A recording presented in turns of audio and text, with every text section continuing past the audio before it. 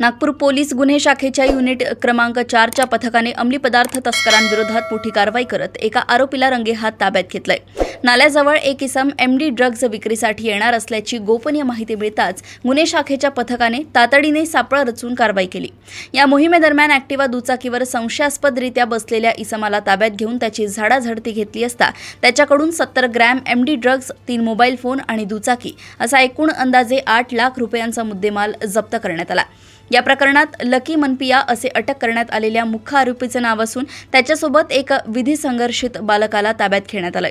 तसेच या रॅकेटमधील आणखी एक आरोपी सध्या फरार असून पोलीस त्याचा तीव्र शोध घेत आहेत। बरोबर आहे। गोपनीय माहिती मिळाली की या ठिकाणी नाल्याजवळ एमडी विकत आहे अशा खात्रीशीर खबरीवरून शहानिशाकरिता आम्ही सर्व पेट्रोलिंग रवाना झालो।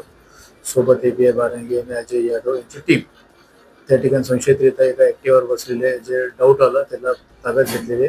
टोटल जवळपास 70 ग्रॅम एमडी आणि एक दुचाकी मोबाईल, एक अँड्रॉइड आयफोन आणि दुसरे 2 अँड्रॉइड, असे 3 अँड्रॉइड मोबाईल आणि एक दुचाकी आणि 70 ग्रॅम एमडी पावडर असं टोटल अंदाजे 8 लाख रुपयाचा मुद्देमाल जप्त करण्यात आलेला आहे। त्याच्यात आरोपी हा मनपिया म्हणून आहे, लकी मनपिया सिरसपेठचा राहणार आहे आणि सोबत एक विधी संघर्षित बालक आणि एक पाहिजे आरोपी आहे।